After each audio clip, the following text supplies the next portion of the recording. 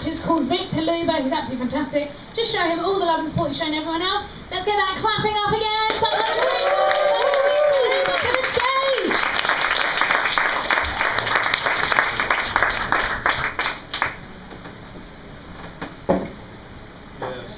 Hi everybody. My name is Victor Luber. Actually, Victor Luber is my stage name. I'm keeping my real name a closely guarded secret to protect myself from any cancellation issues. I've got a feeling you'll all understand why pretty soon. So, a bit more about me. My Tinder age is 46. I'm keeping my real age a closely guarded secret to protect myself from any missed romantic opportunities. Anyway, I'm feeling pretty good these days because I finally got the body I've always wanted. And the best thing of all is, she's only 22. It's okay, I'm just kidding. It's actually because I've been going to the gym a lot recently. And that's where I met her. She wasn't working out there, she's one of the cleaners.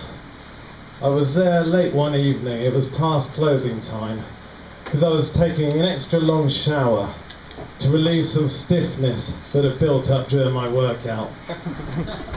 I was giving myself a good rub down. Because those yoga classes, oh my god, they can get pretty intense. Anyway, there I was, still in the shower, when she came into the changing rooms to clean them. As soon as I saw her, I quickly popped out of the shower and grabbed a towel to make myself look decent. It was an awkward moment. She was open-mouthed with surprise. She had just got quite an eyeful after all, but I couldn't resist taking the opportunity to come on to her. Anyway, she's a beautiful young woman. I mean, she is way out of my league. But as you can imagine, being a cleaner does not pay that well, so we came to an arrangement. She was pretty hard up before, but now I'm the one that's hard up. So you may not be that surprised to hear that I do have a bit of a toxic masculinity problem. I gave up fighting it a long time ago though. Instead I decided to embrace it.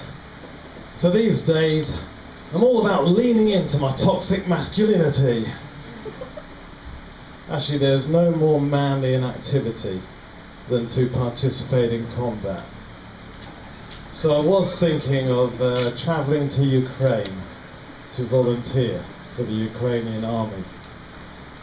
But then I discovered that, unfortunately, that was not going to be covered by my travel insurance policy.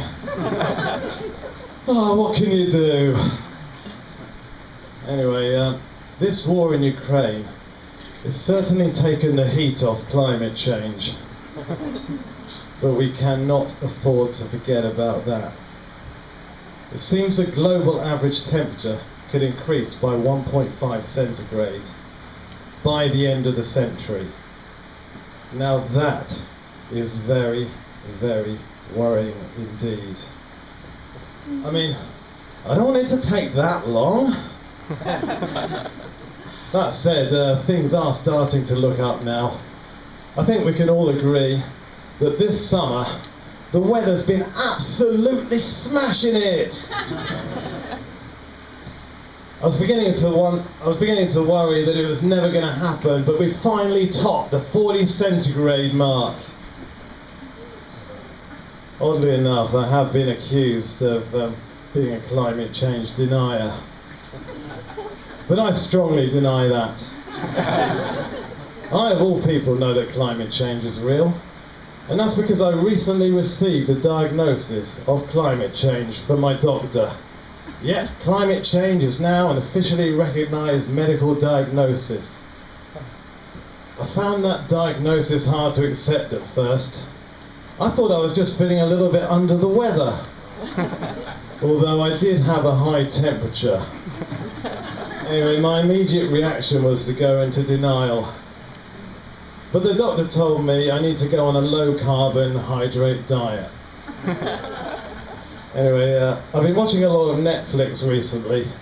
There have been some great documentary series about highly manipulative sociopathic men who have conned women out of vast sums of money. I'm thinking of the Tinder Swindler and Bad Vegan. Has anyone seen those? Yeah, they were great. Anyway, I've been watching those documentaries with great interest, because these days, as a man, it's just so hard to find any really good role models. Speaking of good role models, has anyone else seen the Jimmy Savile documentary? Okay, I went too far. Okay, so thank you very much, everybody. I've been Victor Luber.